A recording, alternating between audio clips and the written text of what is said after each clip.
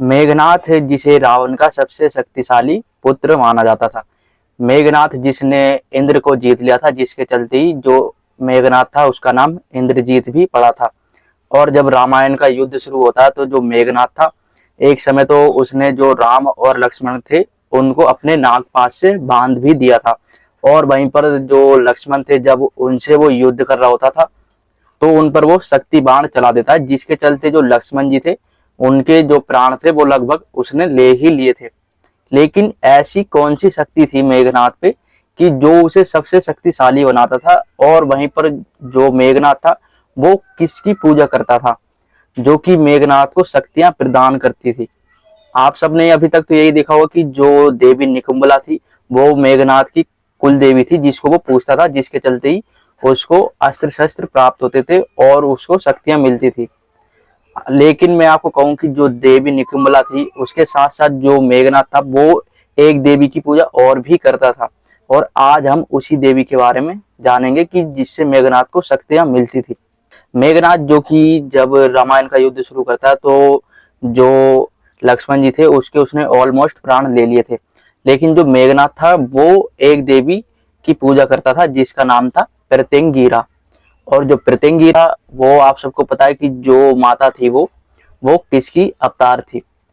एक समय की बात है जब जो प्रहलाद था, जब उस पर उसके पिता ने जो हिरण्यकश्यप था उसने जब ज्यादा ही अत्याचार शुरू करे थे, तो जो भगवान विष्णु थे उन्होंने अपना नरसिंह अवतार लिया था ताकि जो हिरण्यकश्यप है उसका वध कर सके।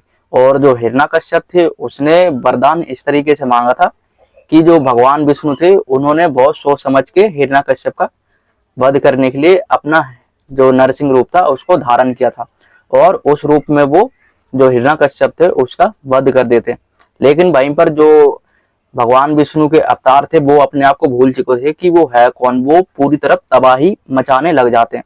तो जिसके चलते जो भगवान शिव थे उनको कंट्रोल में लाने के लिए अपना श्रभ अवतार धारण करते हैं, और जो कि उनसे भी बहुत ज्यादा बड़ा होता है।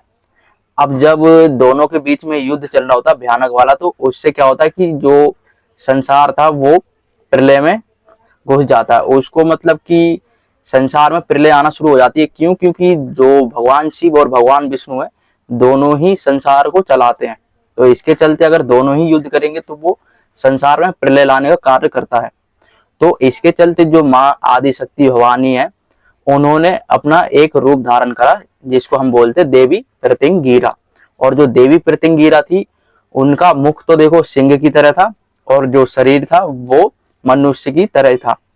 अब कहा जाता है कि जो देवी प्रत्यंगिरा थी उन्होंने अपना रूप इस तरीके से धारण किया हुआ था, उन दोनों से भी ज्यादा शक्तिशाली, और वो अपनी एक दहाड़ से ही उन दोनों को शांत करा देते हैं। तो यहाँ से जो मेघनाथ था वो जो देवी प्रत्यंगिरा थी उनकी पूजा भी करता था। और कहा जाता है कि जो देवी निकुंभला और जो देवी प्रत्यंगिरा है वो दोनों ही एक है। और जिसे हम जो रावण है उसकी कुल देवी के नाम से जानते, जो कि है देवी निकुंभला। तो जो मेघनाथ था वो जो कि देवी प्रत्यंगिरा है, जिनको हम देवी निकुंभला भी कहते हैं, उनकी वो पूजा करता था जिससे कि उन्हें शक्तियां प्रदान होती थी। और वहीं पर जो कि ब्रह्मदेव थे उन्होंने ये भी बोला था कि तुम अगर मुझे इंद्र को वापस कर दोगे तो मैं तुम्हें एक वरदान दूंगा कि जब भी तुम अपनी देवी की पूजा करोगे जो कुल देवी थी, तो उससे तुम्हें एक दिव्य रथ प्राप्त होगा, और अगर उस दिव्य रथ में तुम बैठ के युद्ध करोगे तो तुम्हें कोई पराजित नहीं कर पाएगा। तो जो मेघनाथ था वो यहाँ से और ज्यादा शक्तिशाली बन जाता है क्योंकि उसे भगवान ब्रह्मदेव ने वरदान दे दिया था। अब जब वो लक्ष्मण को मारने के लिए जो देवी थी उनकी जब वो पूजा करने के लिए जाता है तो जो लक्ष्मण जी थे वो उनकी पूजा को भंग करवा देते हैं ताकि उसको रथ ना मिल सके। अगर उसको रथ मिल जाता तो और ज्यादा शक्तिशाली हो जाता, या यूं मान लो वो कभी मरता ही नहीं। तो जो मेघनाथ था वो जो देवी निकुंभला थी जो कि देवी प्रत्यंगिरा का ही रूप मानी जाती है, उनकी वो पूजा करता था, जिसके चलते जो मेघनाथ था वो बहुत ज्यादा शक्तिशाली पावरफुल हो चुका था। और जो कि लक्ष्मण जी थे उन्होंने उनके लगभग प्राण ले लिए थे, जो कि मृत्यु को प्राप्त भी हो जाते मेघनाथ के चलते। तो इसलिए जो देवी प्रत्यंगिरा है जो मेघनाथ था उनकी वो पूजा भी करता था। और कहा जाता है कि जो मेघनाथ है वो अपनी कुल देवी की पूजा करने के चलते ही जो शुक्राचार्य है उनसे पाताल लोक में जाकर भी मिलता है।